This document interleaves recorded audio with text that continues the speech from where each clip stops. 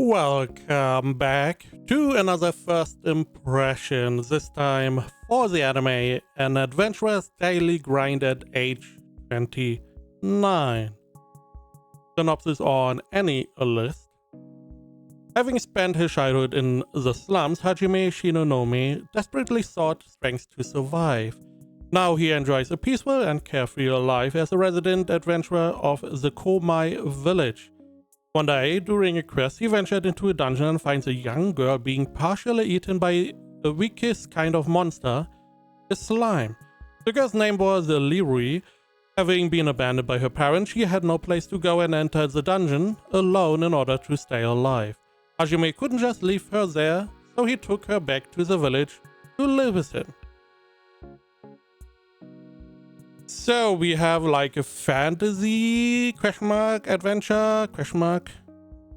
Now, as was stated, we have our main character Hajime Shinonome, who's a guy, and he is living in a village. He had a very rough upbringing. He's living in this village. There's a dungeon. He goes into the dungeon to hunt monsters or does some other miscellaneous stuff like gathering herbs. He's just, having a very chill life. He's doing enough to get by, but he's not really overexerting.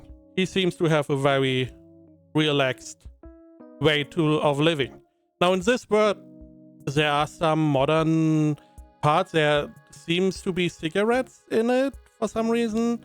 Coffee, it's like, but it's mostly medieval age fantasy. Now, one day he's in the dungeon and he meets the little girl Lirui, which is a blonde girl who has a specific way of talking. She ends her sentences with Nanoda. I don't really remember what kind that was. I believe it's a childish way to end their sentences. Nonetheless, she's there. She wants to be an adventurer. She wants to, more or less survive. So she goes into the dungeon and she's losing against a slime that are normally easy to defeat. She's not very smart. She's not very strong. So he decides to at least look after her. He's looking, maybe the orphanage, but the orphanage doesn't take people that are from outside the village. So he has a hard time and decides, okay, I'm going to take care of her. Show her the ropes, maybe make her strong enough so she can survive herself, and then we will see. Now, she supposedly got abandoned by her parents. Okay. And this is, the more or less the main part of the story. There are some other parts we will get to in a bit. Now, overall, it feels solid at this point. First 3 episodes, we have some world building. The dungeon seems to have a reset where the chests are getting refreshed. That brings a lot of people in, which brings a lot of merchants in. There's some world building here, which I do enjoy. We have, the magic seems to work with spirits. You just channel the power of the spirits. But you do need the blessing of the spirits. Okay, you need a specific language, so incantations seem to be important. There is some part of the stuff that is making sense. Now, there is also some other stuff going on. Now, I like Lirui, the little girl. I like her. She's very upbeat. She's very, bubbly kind of character. She's the very gung-ho, do stuff without any thought in her mind, essentially. She's not very effective. On the other hand, we have our guy Hajime, who is, a little bit of a grumpy older man. I would describe him like that. He likes to play around. He likes to, he's very mischievous. At least in the way he talks. He tries to get a rise out of people. Now, there is, however, one big caveat to the story. Because, I was watching the first episode and This is gonna be a little bit of a spoiler, but I feel like it's important. Now, in the first episode, we get introduced to Lirui. You know, she's then living together with Hajime, so he more or less takes care of her like a daughter. Now, there is a situation happening that at one point, I do have a little bit of a clip here. He wakes up to her in this form. She is fully grown. The anime did make it very clear that he was definitely very surprised and checking all the important parts. Now this continues a little bit. Let me make sure it is muted, and bam. And she's back to her small form. Okay. So at this point we are like, oh, what is going on? And he's like, she has to be a rare race. Some kind of rare race. There are the typical races like elves, human, dwarves, beastmen. But there are also rare races like vampire, medusas, I believe mermaids. You know, okay. You know, again, I like a little bit of that world building. Lots of different races. Cool. Now the person that is, I believe, at the Adventurers Guild is looking into it, and she found what could potentially be the race of this little girl. And it turns out, again, this is first episode, she is a succubus. Now, I have a lot of questions. Because, you know, we have an idea what we would assume a succubus does. In the first 3 episodes, they do not explain the point of a succubus. They're just a rare race, and she grows up in the night. That is all we really know. But it's like, okay, she's a succubus. Again, we have an idea. You probably, like me, we have like an idea what we assume a succubus would be. And it's like, okay, this is weird, because this brings us to a very interesting question. Now we have a little girl that can grow up to a mature body. Okay, let's just argue the body is 25 years old. I don't know. Let's just, for argument's sake. Now, what is more important? The mind of a little girl in the body of a mature person, or the mind of a mature person in the body of a small girl? What is more weird?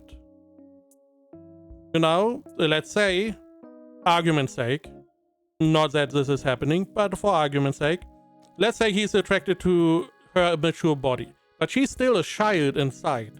Is that weird? Or is it more weird if she has a mature mind, but in that small body of hers, and he is attracted to that?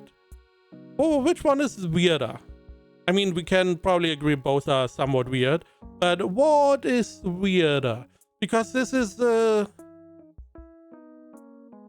it is very questionable. It went very weird, very quick, especially for this scene. Again, episode 1, ending of episode 1, is spoiler I would consider, because we have a situation where we see her waking up in the night again as her adult body, and she has this look on her.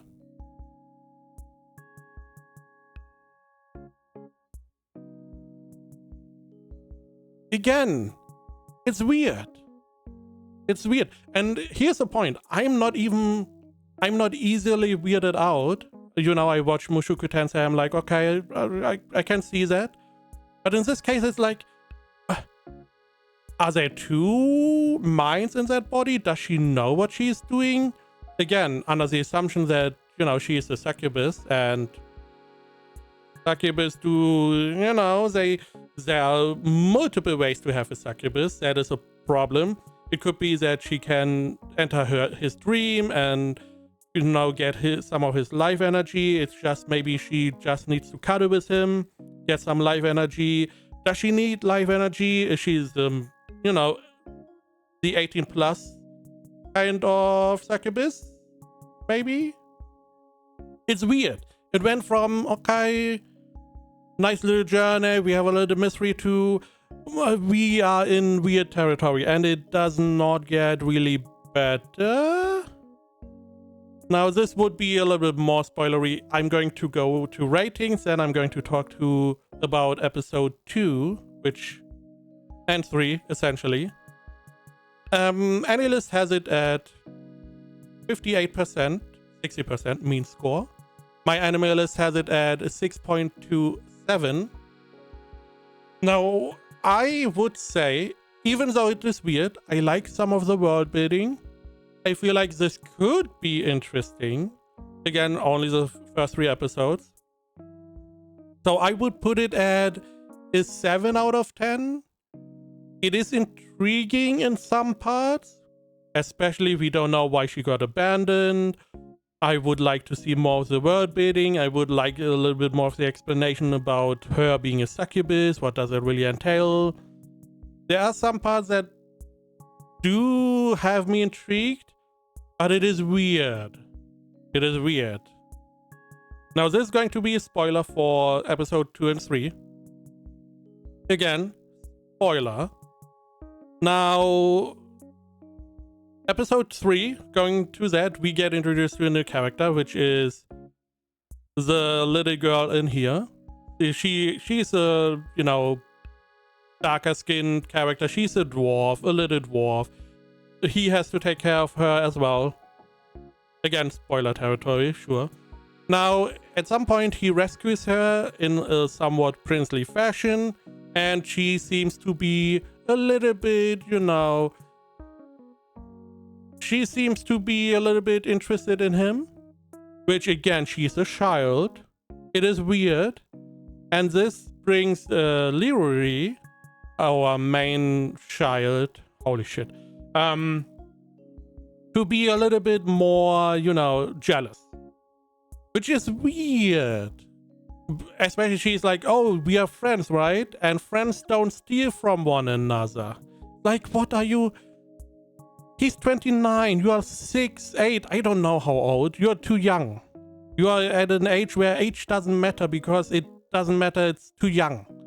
It's below the threshold of being relevant. It's too young, it doesn't matter. And you know, it's like, okay. But this is where I'm like, okay, maybe it's like a adoration kind of thing. I can see that, at least for the dwarf girl, not for Leroy. Because episode 2. Now, we have another character. You see a little bit of her. The purple-haired girl. You probably can go into here. Veronica Valley. Now, she, surprise, surprise, is a succubus. Yeah, a rare race, which we have 2 of them in the village. Interesting, interesting. Now, she is a succubus. She does not transform. Meaning, the transformation is maybe only for child succubi? Somehow, maybe, or maybe she transforms differently. Now, she has another person, which we see, I believe it's Richard, yeah. He is more or less her share. She has a sadistic, you know, side to her, which, fine, which it seems like this would reinforce our idea of a succubus. Now, the main part in episode 2 is that she is like, you know, oh, this is another succubus, and, you know, maybe she could work for Veronica. And I'm like, okay. The whole episode starts with some ugly bastard pig wanting to buy her time, then being declined and getting handsy with her, promptly being beaten to a pulp. But it makes it seem like she is the owner of a brothel in some way, shape, or form. which makes it weird that she wants to get Leary working for her. Because of the, you know, obvious she is a fucking child and you want her to work in a brothel. Which is like, what is going on? Again, first episode, it gets weird. But it's like, okay, second episode, it gets weirder because she is actively trying to recruit her to, I assume, work in a brothel. We don't really get a confirmation. She's only saying that a lot of her girls quit and she needs new ones, and that is why she wants to recruit Leary, which makes it sound like a brothel. It's a child. Is it a child? I'm confused. Is it maybe not a child? Maybe it's more or less a normal, mature person that gets transformed into a child, but is essentially a mature person. But then why is Veronica not transforming into a child? Again, it's like, what the fuck is going on? And I'm assuming that a lot of these votes that put the show lower is because of this weirdness. Totally understandable. I'm still intrigued to some of the points. Why is she transforming? Is there the normal part of being a succubus? Are these real succubi that need to, you know, suck in the people, or is it something else? Do they work differently? It just has the weird kind of dynamic. And in the opening, we also saw that this character, Koku, is potentially also joining the group. It doesn't help that the dwarf girls also seemingly, maybe, you know, adoration. Maybe she likes our guy. It is weird. It is weird. I am still intrigued, but it's weird.